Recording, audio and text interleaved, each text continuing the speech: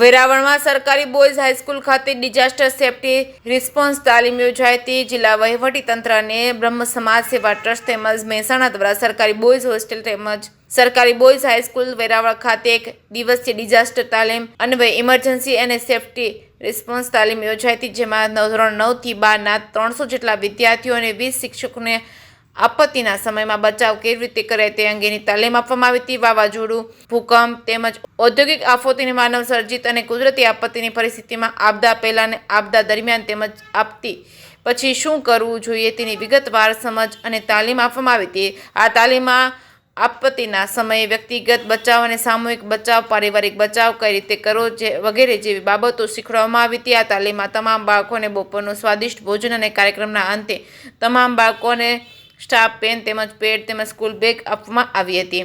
આ તાલીમમાં વેરાવળ ફાયર વિભાગની ટીમ દ્વારા મોક ડ્રીલ યોજાઈ હતી। જે કેસની ગુજરાતી સાથે મહેશ વાજા, સોમનાથ।